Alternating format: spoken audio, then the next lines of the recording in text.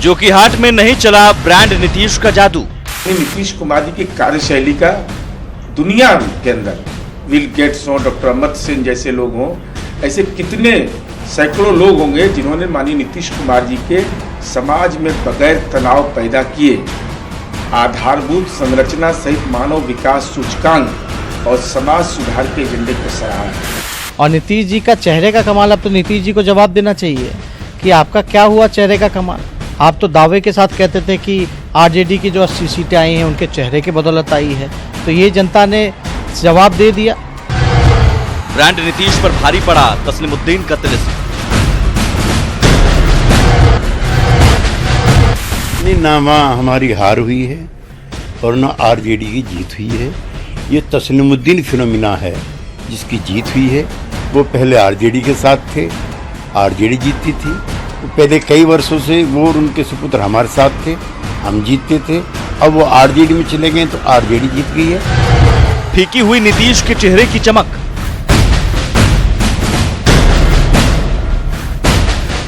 BJP को जोकीहाट में by election Lok Sabha में मिला था 39,500, तो 39,500 तो आप समझिए कि बीजेपी का वोट था। इस बार जो नीतीश कुमार जी के जो चेहरे पे जो वोट मिला जोकीहाट में 499 वोट, सिर्फ 499 वोट। एनडीए में बिखराव और विरोधियों की एकजुटता से मिली हार। संवादहीनता है। इतने लंबे समय से कोई केंद्र में एनडीए की बैठक नहीं हुई जिसमें अकाली दल को, पीडीपी को, हमको या किसी और पार्टी को बुलाया गया। इस जो गजब का उत्साह और उमंग और इनिशिएटिव यूपीए में है उसका हमारे यहाँ टोटल अभाव। मोदी सरकार की आर्थिक नीतियों ने दी मात।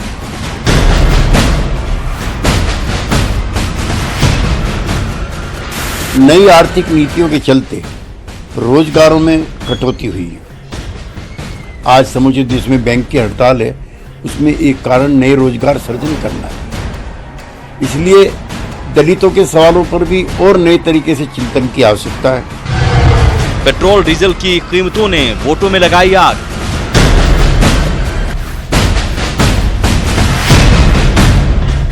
ये डीजल की जो बढ़ती हुई कीमतें हैं और पेट्रोल की, ये आज तो आग लगा रही हैं। एनडीए के वोटों में आग लगाने में नाकामयाब हो जाए, इसके लिए सचेत रहें। बीजेपी के साथ जाने से नीतीश को हुआ नुकसान।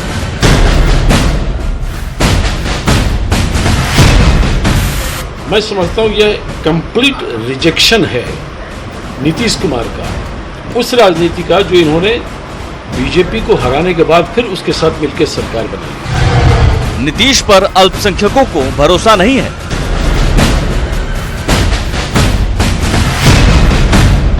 नीतीश कुमार जी को ऐसे भी सीमांचल में अल्पसंख्यक समुदाय का काफी समर्थन रहा है। झारखंड में भी ब्रांड रघुवर हुआ फेल।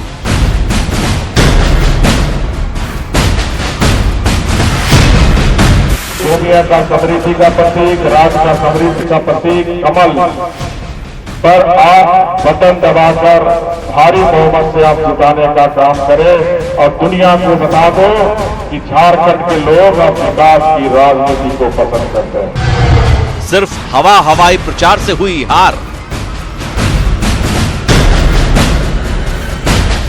यह तो सबों की जीत होती है, हार होती है तो सबों की होती है। हम सबों को बैठकर जो है ये कार्यकर्ताओं के साथ, मुख्यमंत्री के साथ बैठकर संवाद का जो कार्यक्रम है, संवाद का कार्यक्रम एक तरफा नहीं होकर दो तरफा हो और जो सरकार की योजनाएं हैं वो जनता तक यदि पहुंचाएंगे तो हमने इतने अच्छे काम किए हैं कि जीत सकते हैं और ये एक सबक है। एनडीए में बिखराव पर भारी पड़ी विपक्षी एकजुटता।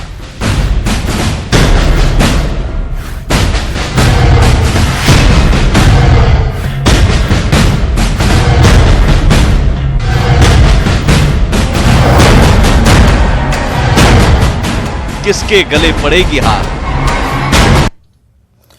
नमस्कार, स्वागत है आपका। आप देख रहे हैं प्राइम डिबेट। मैं हूं आपके साथ सुमित झा। सियासत में जीत का हार पहनने के लिए नतीजे से पहले 100 दावे होते हैं। हर दावे में जीत का दम होता है। जीत के दम के पीछे अपने चेहरे और अपनी नीतियों के दम होते हैं। लेकिन हारने के बाद हार का हार पहनने को कोई तैयार नहीं होता। जीतने के 100 दावे होते हैं और हारने के 100 बहाने। फिलहाल देश भर में 4 लोकसभा सीट और 10 विधानसभा सीटों पर उपचुनाव में एनडीए की हार और महागठबंधन की जीत के बाद हालात कुछ ऐसे ही हैं। जोकीहाट में सीएम नीतीश का चेहरा आगे था। जेडीयू कोटे के आधा दर्जन मंत्री लगातार कैंप करते रहे। नीतीश सरकार के काम के आधार पर वोट मांगा गया, लेकिन अब हार के बाद पेट्रोल डीजल की बढ़ी कीमत और मोदी सरकार की आर्थिक नीतियों की नाकामी का हवाला दिया जा रहा है। पिछले 15 दिन तक जिस तरह से अराजकता रही दाम बढ़ने को लेकर के, मैंने आपके चैनल पे पहले भी कहा था, पुनः दोहराना चाहता हूं, ये डीजल की जो बढ़ती हुई कीमतें हैं और पेट्रोल की, ये आज तो आग लगा रही हैं ग्रामीण भारत के अर्बन उपभोक्ता के दिलों में। ये एनडीए के वोटों में आग लगाने में नाकामयाब हो जाएं, इसके लिए सचेत रहना चाहिए। और हमारे साथ आज पैनलिस्ट में जो मेहमान मौजूद हैं, सबसे पहले आपका उनसे परिचय करवा दें, लेकिन उसके बाद हम फिर आपको कुछ ग्राफिक्स के जरिए बताएंगे किसका कितना वोट कम हुआ है। हमारे साथ हैं जय कुमार सिंह, जेडीयू के हैं और मंत्री हैं बिहार सरकार में। सीपी ठाकुर साहब हैं, बीजेपी के सांसद हैं। कांति सिंह है, पूर्व मंत्री, आरजेडी से जुड़ी हुई। रवि उपाध्याय साहब हैं, वरिष्ठ पत्रकार। वहीं रांची स्टूडियो से जेबी तुबिद हैं, प्रवक्ता झारखंड बीजेपी के। और विनोद पांडे हैं, केंद्रीय महासचिव जेएमएम के। हम चर्चा शुरू करें जोकीहाट को लेकर ही। उससे पहले जोकीहाट को लेकर क्या इस बार तस्वीर है और पिछली बार क्या तस्वीर थी, वो जरा ग्राफिक्स के जरिए आप समझिए। हम चाहेंगे ग्राफिक्स वो चले।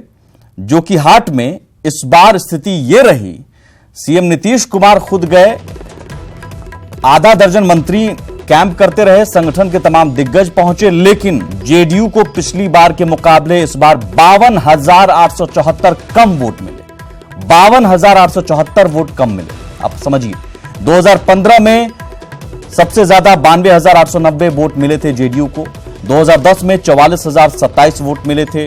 2005 में 39,007 वोट मिले थे। इस बार 40,016 वोट मिले हैं, यानी कि पिछली बार के मुकाबले 52,874 कम वोट। जय कुमार जी, ये स्थिति है तब जब सीएम नीतीश कुमार भी गए वहां पर और आप तमाम नेता वहां पर पहुंचे थे, मंत्री पहुंचे थे, और उसके बावजूद स्थिति यह है कि 52,874 वोट कम आ गए पिछली बार के मुकाबले।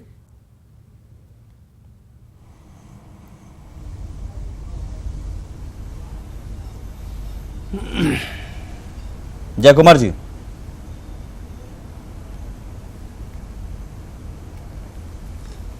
सुमित जी, आपका देख रहे थे हम ग्राफिकल जो आप दिखाने का जो काम प्रयास किए। हाँ। तो 2005 और 10 को जो मैं देख रहा हूँ। हाँ। और फिर अभी वर्तमान का जो देख रहा हूँ ग्राफ। हाँ। तो लगभग वो बहुत माइनर वेरिएशन उसमें दिख रहा है। अच्छा। सिर्फ 2015 में आप एक 92,000 का दिखा रहे हैं। देखिए, अब वोट में हमारी कोई कमी नहीं हुई है, और ये जो आप वहाँ तस्लीमू जी के निधन होने के बाद, और सभी जानते हैं भाई सीमांचल में एक तस्लीमू जी एक हैसियत थे, वहाँ के लोग बड़ा उन्हें पसंद करते हैं। मैं ये जरूर मानता हूँ कि आज एक जीत के कारण तस्लीमू जी का निधन और तस्लीमू जी का ही पुत्र वहाँ खड़े हुए हैं, तो वो बिल्कुल एक व्यक्तिगत जो आकर्षण का केंद्र है वो बने हुए हैं। उसमें पार्टी फोरम को बहुत जो जीते हैं उनकी एक बड़ी भूमिका मैं नहीं देख रहा हूं। आप लोग जो वहां मेहनत कर रहे थे, कैंप कर रहे थे, वो यूं ही कर रहे थे, यानी आप लोगों ने पहले ही मान लिया था कि तस्लीमुद्दीन साहब के गढ़ में हराना मुश्किल है। नहीं है। आप देखिए सुमित जी, आप अल्पसंख्यक की पूरी बहुल इलाके में मुझे जो वोट प्राप्त हुआ है, मैं इस वोट से बहुत मुझे प्रसन्नता है कि जहां ये कह रही थी विपक्ष की अल्पसंख्यक की एक भी वोट अब इनको नहीं मिलने वाला है, और आज हमको उसको फलाफल मिल रहा है। आपको तो पिछली बार के मुकाबले 52,874 वोट कम मिले हैं साहब। वो अल्पसंख्यक समाज उसको अप्रिशिएट कर रहा है। इसका मतलब आप आरजेडी के साथ थे, महागठबंधन में थे, तब जाकर आपको वोट ज्यादा बढ़ा, और आप अकेले हैं तो फिर वहीं पर आप आ गए दोबारा।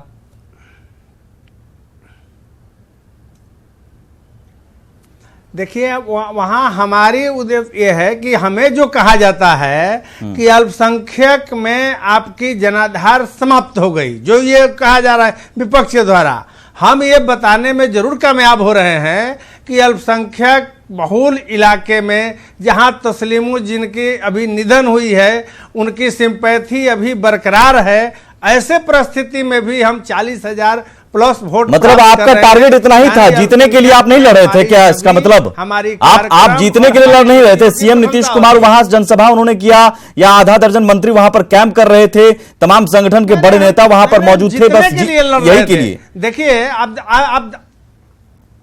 अब हार हुई है तो हार के पीछे कोई जिम्मेदार नहीं है। हमारी यहाँ की परंपरा है। आप जहानाबाद का भी सीट देख लीजिए, जहां किसी की निधन होती है, हमारे यहाँ किसका निधन हुआ था साहब? जय कुमार जी, यहाँ किसका निधन हुआ था? आप कहां से तस्लीमुद्दीन साहब का निधन पिछले साल, आप उस निधन की श्रद्धांजलि अभी तक आप समझ रहे हैं वोटों को के रूप में पड़ेगी? तस्लीमो अब सुन ले जाए, तस्लीमो जी का निधन का और उनकी एक पुत्र खड़े हैं, इसलिए मैं बहुत श्रेय देना चाहता हूं उनको। तो उस वजह से उनकी एक जीत हुई है। पार्टी के आधार पर जो वोट हमें मिला है वही वोट उनको भी मिलता। उनका मतलब ब्रांड नीतीश यहाँ पर राजद की वोट तस्लीमुद्दीन साहब के कद के आगे कम पड़ जाता है, हम यही माने? प्लस पॉइंट है जय कुमार जी, नीतीश जी का चेहरा यहाँ तस्लीमुद्दीन साहब की तिलिस्म के आगे कम पड़ जाता है। और जेडीयू अब तक जो जीतता रहा है वो जेडीयू नहीं जीतता रहा है, वो तस्लीमुद्दीन साहब का तिलिस्म था जो जेडीयू के उम्मीदवारों को जिताता रहा है। उसमें नीतीश जी की कोई योगदान नहीं है, हम यही माने। जो की हाथ में नीतीश जी की कोई योगदान नहीं। भी यदि जीत रहा है तो तस्लीमो जी के प्रभाव से जीत रहा था। तो फिर मंजर आलम साहब जो जेडीयू के उम्मीदवार थे इससे पहले रहा था, वो कैसे जीत गए? तस्लीमो जी के प्रभाव से ही वहां जीत रहे थे। मंजर आलम आपके ही उम्मीदवार थे ना? तस्लीमुद्दीन साहब परिवार से तो नाता नहीं था उनका। जीत रहे हैं। मंजर आलम आपके ही उम्मीदवार थे ना? नहीं, मेरा कहना है कि तस्लीमो मंजर आलम कौन थे? आपके ही उम्मीदवार थे जिन्होंने जीत हासिल की 2 बार। वो तो तस्लीमुद्दीन परिवार से नाता नहीं रखते थे और सरफराज आलम को ही हराया था। उस वक्त तस्लीमुद्दीन साहब का गढ़ काम नहीं आया। नहीं, हेलो, हाँ आवाज आ रही है? चलिए मैं आता हूं दोबारा आपके पास। हेलो, मैं आता हूं आपके पास, आप आवाज नहीं। सीपी ठाकुर साहब, केसी त्यागी साहब के बयान को आपने भी सुना और आपने प्रतिक्रिया भी दी, हम तक बयान पहुंचा भी है, लेकिन हम चाहेंगे फिर से आप उसकी प्रतिक्रिया दें। पेट्रोल डीजल की बढ़ी कीमतें, आर्थिक नीतियां नाकाम होना मोदी सरकार की, ये हार की बड़ी वजह है। 4 साल पूरा होने पर आप जनसंपर्क अभियान चलाकर उपलब्धियां गिना रहे हैं और जेडीयू कह रहा है कि आपकी आर्थिक नीतियां फेल हो गई। जैसे नहीं वो ये जो पेट्रोल डीजल की जो दाम में जो बढ़ोतरी हुई है वो इंडिया के करने से थोड़े बढ़ोतरी हुई। ये तो इंटरनेशनल क्राइसिस है, हंगामा हुआ, 2 देश जो तेल पैदा करते हैं उसमें गड़बड़ हुआ, उससे बढ़ा है। इतना इंडिया जो है आज़ादी का कितना दिन हो गया, इतना तो लोग समझ ही रहे हैं कि क्यों पेट्रोल का दाम बढ़ा हो, उससे वो इलेक्शन प्रभावित होने वाला नहीं। आर्थिक नीतियां फेल हुई मोदी सरकार की, आर्थिक नीतियां फेल होने की वजह से रोजगार सृजन नहीं हुआ, बेरोजगारी बढ़ी, ये भी एक बड़ी वजह है। किसानों का मुद्दा आपने नहीं देखा, दलितों का मुद्दा नहीं देखा। केसी त्यागी साहब ने लगातार इतनी बातें कही। नहीं, इसमें कोई दलित मुद्दा और किसान का मुद्दा का नहीं सवाल है। ये ठीक कह रहे हैं, पहले जो आपके हमारे वक्ता थे वो ठीक ही बोल रहे थे। तस्लीमुद्दीन साहब उस इलाके के बहुत बड़े कद्दावर नेता थे, उनका बड़ा इन्फ्लुएंस था वहाँ, तो उनका लड़का जो है सो इतना तो उनका जीतेगा। ठीक है, तस्लीमुद्दीन साहब का घर था तो मैंने तो पूछा सीपी ठाकुर साहब के मंजर आलम कैसे जीत गए फिर बीच में 2 बार? अरे तो देखिए, हाँ बीच में जीते थे, ठीक है। उस समय तस्लीमुद्दीन साहब का घर नहीं, मंजर आलम जीते थे, लेकिन अभी जो है तो फिलहाल हुआ वो उनका देहांत तो फिलहाल हुआ। अच्छा। उसका असर पड़ता है, इंडिया में पड़ता है, हर जगह देखते हैं। तो फिर जहाँ है वो पड़ता है। तो फिर अब सीपी ठाकुर साहब, केसी त्यागी साहब गलत कह रहे हैं, उन्होंने गलत बयान दिया। जेडीयू को इस बयान पर माफी मांगनी चाहिए कि मोदी सरकार की आर्थिक नीतियां नाकाम हुई हैं।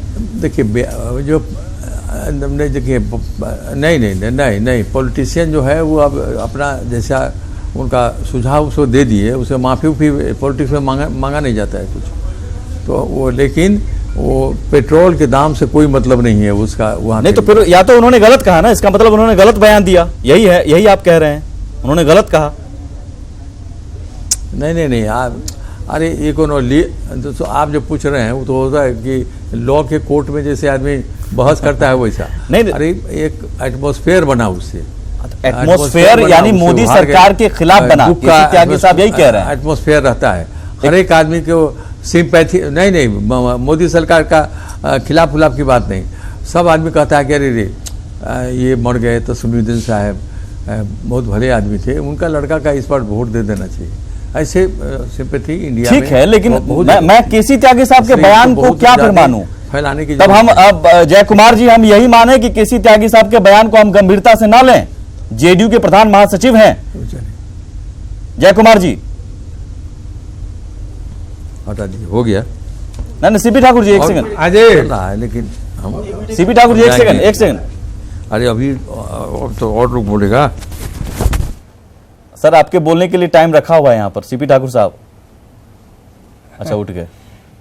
बीजेपी के लिए दरअसल सहज स्थिति रही नहीं अब, क्योंकि बीजेपी की अगुवाई में मोदी सरकार चल रही है और 4 साल पूरा होने पर साफ नियत सही विकास का ऐड चल रहा है, पूरा विज्ञापन चल रहा है, पूरा कैंपेनिंग चल रहा है और जनसंपर्क अभियान के जरिए उपलब्धियां गिनाई जा रही हैं। जेडीयू कह रहा है कि साहब आपकी आर्थिक नीतियां तो फेल हो गई, पेट्रोल डीजल की कीमत बढ़ी हुई है, अराजकता फैली हुई है। अराजकता शब्द का इस्तेमाल किया केसी त्यागी साहब ने।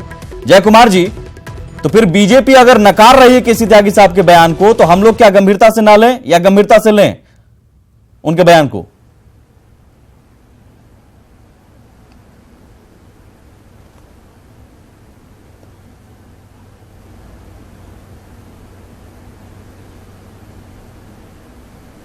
जय कुमार जी, आप तक आवाज आ रही है?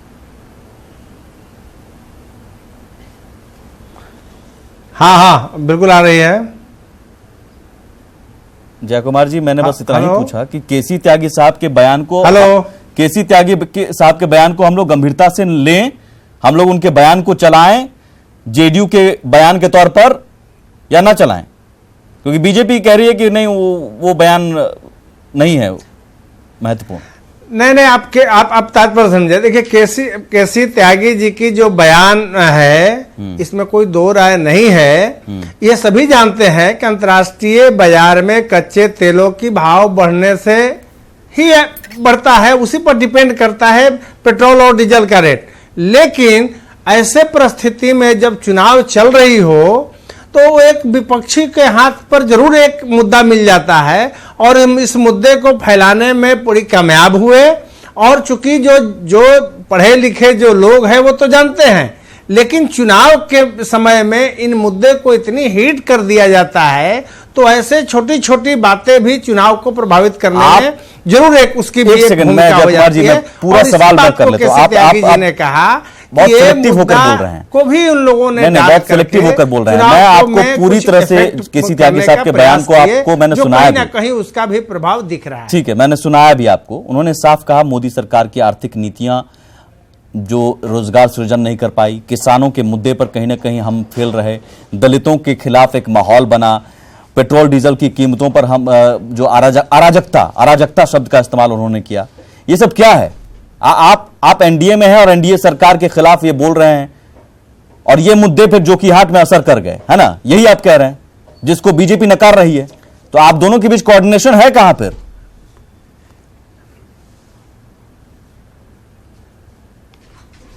नहीं, हम देखिए इसका भी लाभ मिलता है। जिसे जिस तरीके से विपक्ष की गोलबंदी इन दिनों देखने को मिली है, हम जरूर चाहेंगे अपने बड़े नेताओं से कि एनडीए भी अब गोलबंद हो।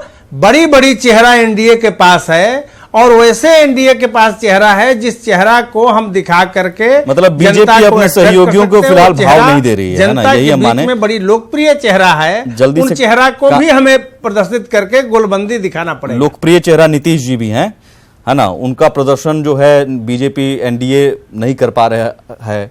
नीतीश जी अलग अकेले राजस्थान चले जाते हैं, है ना? तो ये स्थिति है एनडीए में। आप भी मान रहे हैं, गठबंधन में कहीं ना कहीं गांठ पड़ती जा रही है। आप मोदी सरकार की आर्थिक नीतियों को फेल बता रहे हैं, वो उपलब्धियां गिना रहे हैं। कांति सिंह जी, ये है क्या स्थिति? क्या हार के बहाने खोजे जा रहे हैं या फिर एग्जिट प्लान है? ये हार के तो बहाने ढूंढ ही रहे हैं। खास तौर पे मैं ये कहूँगी कि अवसरवाद पर लालूवाद की विजय हुई है, और जिस तरह से ये अराजकता शब्द का इन्होंने इस्तेमाल किया, वाकई में पूरे देश में एक तरह से अराजकता का माहौल बना हुआ है। खास तौर पर आज बता रहे हैं कि एनडीए में बड़े बड़े चेहरे हैं, जेडीयू के जो बड़े चेहरे हैं, जो उनका छवि धूमिल हो गया, उनके चेहरे का भी इस्तेमाल ये नहीं कर सकते हैं। जो कहा जाता है अभी जेडीयू के लोग बहुत ही घमंड के साथ कहा करते थे कि नीतीश कुमार जी का जो चेहरा है, जो काम करते हैं, विकास करते हैं, न्याय के साथ सारे तो फिर चेहरा चमका किसका है? तेजस्वी जी का, या आप भी मानती हैं कि तस्लीमुद्दीन साहब के गढ़ में किसी को हरा पाना बहुत मुश्किल है? तस्लीमुद्दीन परिवार से जुड़े हुए तस्लीमुद्दीन जी का जो एक छवि था, मैं आपको बताना चाहूंगी सुदीप जी कि तस्लीमुद्दीन जी की जो छवि थी वो तो वाकई में बहुत ही अच्छी छवि थी। तो जीत और लेकिन का क्रेडिट उनको देंगे या तेजस्वी जी को देंगे? जल्दी से। नहीं, ये क्रेडिट मैं जनता को देती हूँ। अच्छा, ठीक, जिन्होंने तेजस्वी जी को मानने से लालू प्रसाद जी। एक छोटा सा ब्रेक लेता हूँ, बहुत जल्दी ब्रेक लेना पड़ेगा मुझे। ब्रेक के उस पार हम सिल्ली और गोमिया का भी जिक्र करेंगे, और साथ ही जिक्र इस बात को लेकर कि विपक्ष अगर एकजुट हो रहा है और एनडीए बिखर रहा है, तो यही स्थिति रही तो 2019 क्या एनडीए के हाथ से खिसक जाएगा?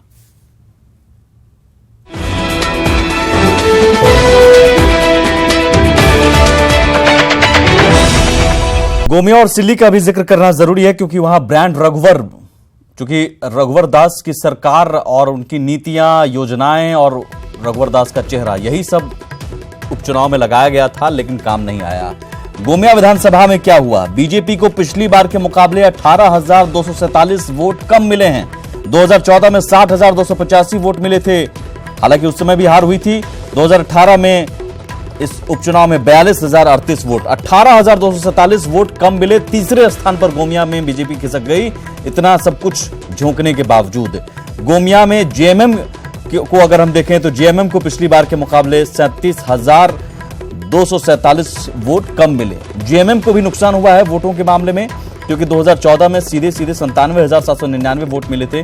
इस बार घटकर 60,552 वोट। जेएमएम के लिए भी जीत उस लिहाज से बड़ी नहीं है। सिल्ली में जेएमएम को भी यहां पर 2,620 वोट कम मिले हैं। वोटों का मार्जिन ज्यादा नहीं है, लेकिन पिछली बार के मुकाबले वोट कम मिले। जबकि एजेएसयू को, सुदेश महतो को हार जरूर हुई है, लेकिन 13,606 अधिक वोट मिले हैं। सुदेश महतो को पिछली बार के मुकाबले ज्यादा वोट मिले, हारे हैं लेकिन वोट ज्यादा बढ़ा है। ये सब कुछ क्या कहता है हम समझने की कोशिश करते हैं। और हमारे साथ जो रांची स्टूडियो से मेहमान मौजूद हैं, जेबी तुबित साहब और विनोद पांडे। जेबी तुबित साहब, जल्दी से मुझे बताइए, आप सीएम रघुवर दास ने करीब 4 जनसभा की थी, तमाम मंत्री वहां पर कैंप करते रहे, सभी बड़े नेता वहां पर मौजूद रहे, योजनाएं, नीतियां सब आपने वहां पर बताया, लेकिन नाकाम रहा। यह स्थिति रही गोमिया में कि आप तीसरे स्थान पर आ गए। ब्रांड रघुवर का जादू अब खत्म हो गया। सुमित जी, आपको मैं बताना चाहता हूं कि आपने अच्छा किया कि आपने तीनों पार्टियों का आंकड़ा 2014 और आज का आंकड़ा आपने दिखाया, और जो वोटों के जो आंकड़े हैं वो निश्चित रूप से घटे हैं। लेकिन जो बात आप कह रहे हैं कि जो ब्रांड रघुवर या पार्टी की जो लोकप्रियता उसमें कमी आई है, ऐसी बात नहीं है। आप अगर दोनों पार्टी जो हमारे घटक हैं आजसू, अगर उनके वोट और हमारे वोटों को जोड़ेंगे तो आप देखेंगे 1 लाख के आसपास या उससे ज़्यादा वोट हमें आ गए हैं। तो इसलिए ये कहना कि हमारी लोकप्रियता या हमारे घटक की लोकप्रियता घटी है, वो मुझे लगता है कि उचित नहीं हो। तो इसका मतलब सुदेश महतो के साथ चुनाव आप लड़ते तो ज्यादा बेहतर होता, ये आप कह रहे हैं? नहीं, ये तो ट्रायंगल कंटेस्ट था और इसलिए ये परिणाम आए। आपकी बात से मैं सहमत हो सकता हूं कि अगर कोई एक कैंडिडेट होता तो निश्चित रूप से हम लोग आज एक दूसरी स्थिति में होते और परिणाम दूसरा होता। तो आजसू को उम्मीदवार उतरने क्यों दिया गया? नहीं, ये तो निर्णय दोनों पार्टियों ने लिया अलग अलग, क्योंकि पिछली बार ये सीट हम लोग ने लड़ी थी और इसलिए हम लोग ये चाह रहे थे कि ये सीट हम लोग लड़ें और हम लोगों ने पार्टी के अध्यक्ष, आजसू के पार्टी के अध्यक्ष को उनकी ओरिजिनल सीट उनको छोड़ी। लेकिन एक बात तो है, राजनीति जीबी तुबित साहब, निशिकांत दुबे जी का बयान आया है, वो कह रहे हैं कि हमने अच्छे काम किए लेकिन वो काम जनता तक हम नहीं पहुंचा पाए हैं, जमीन पर नहीं उतार पाए हैं, योजनाएं जमीन पर नहीं उतार पाए हैं, और यही वजह है कि और संवाद की कमी है कार्यकर्ताओं और सरकार के बीच। एक बड़ी वजह आपको नहीं लगती है कि यह है कि हमने योजनाओं का हवाई प्रचार कर दिया लेकिन धरातल पर क्या स्थिति है हम जानने की कोशिश नहीं की? नहीं, धरातल पर मैं आपको बता दूं कि गोमिया विधानसभा में आज के दिन में 750 करोड़ रुपए की योजनाएं चल रही है और सभी धरातल पर हैं, और इसलिए ये कहना कि विकास के कार्यक्रम नहीं हुए, ये तो एक आपको नकारा के बारे में बता रहा हूं। नहीं, नकारा तो मैंने आपको कहा ना कि ये ट्रायंगल कॉन्टेस्ट हो गया और इसी कारण ये लॉस हमें हुआ और इसका खामियाजा हार के लिए आजसू जिम्मेदार है ना, सुदेश महतो जी जिम्मेदार हैं? नहीं, ये अब जिम्मेवार कौन होगा इसकी तो पार्टी समीक्षा करेगी, लेकिन जो आंकड़े आपको बता रहे हैं उन आंकड़ों को देखने से यह स्पष्ट हो रहा है कि अगर वो वोट दोनों पार्टियों में से किसी एक पार्टी को जाता तो झारखंड मुक्ति मोर्चा की हार निश्चित थी।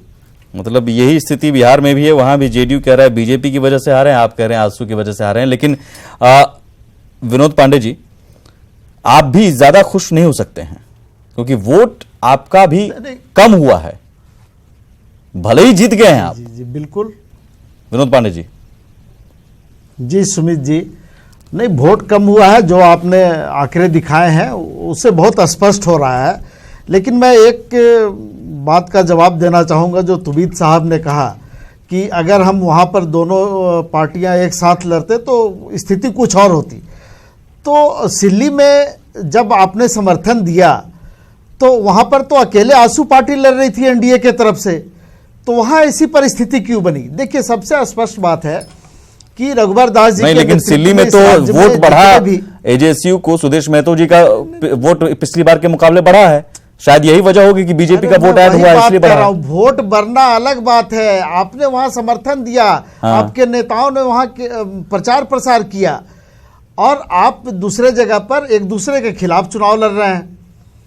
तो यहाँ पर रघुवर दास जी के नेतृत्व में इस राज्य में चुनाव लड़े गए और जितने भी उपचुनाव हुए हैं आप उनके नतीजे देख लें, इससे स्पष्ट हो जाएगा कि रघुवर दास जी के नेतृत्व में या भारतीय जनता पार्टी के नेतृत्व में जो यहाँ पर चुनाव हुए, जनता ने उनको नकारने का काम किया है। जिस विकास लेकिन आपको पूरी तरह से सिर्फ हेमंत सोरेन जी को एक्सेप्ट नहीं किया गया है, ये बात मैं आपसे कह रहा हूं। क्योंकि एक सेकंड सवाल मेरा होने दीजिए। 37,247 वोट अगर आपको कम मिलते हैं, वो भी तब जब आप विपक्ष एकजुट था, आपके खिलाफ कोई कांग्रेस या किसी और ने उम्मीदवार नहीं उतारा, अगर वो लोग उतारते तो आप कहीं के नहीं रहते। तो ये स्थिति यानी कि आप मानिए कि विपक्षी एकजुटता की जीत है, जेएमएम की जीत नहीं है, हेमंत सोरेन की जीत नहीं है। बिल्कुल बिल्कुल सुमित जी, मैं तो सुबह से आपके चैनल पर चिल्ला चिल्ला करके कह रहा हूं और अभी भी मैं कह रहा हूं और यही परेशानी भारतीय जनता पार्टी को और एनडीए को है कि विपक्ष एक क्यों हो गया। तो ये शुरू से इनका जो काम है फूट डालो और राज करो, तो वैसी स्थिति में जब हम एक हुए तो भी परेशानी, जब हम अलग अलग थे तो भी परेशानी। तो रवि उपाध्याय जी, स्थितियां बिल्कुल क्या यही स्थिति है, चाहे जोकीहाट को हम ले लें, गोमिया और सिल्ली को ले लें या फिर बाकी जगहों पर हम देखें, यही एकमात्र बड़ी वजह है, विपक्ष एकजुट है और एनडीए में कहीं ना कहीं तालमेल की कमी है?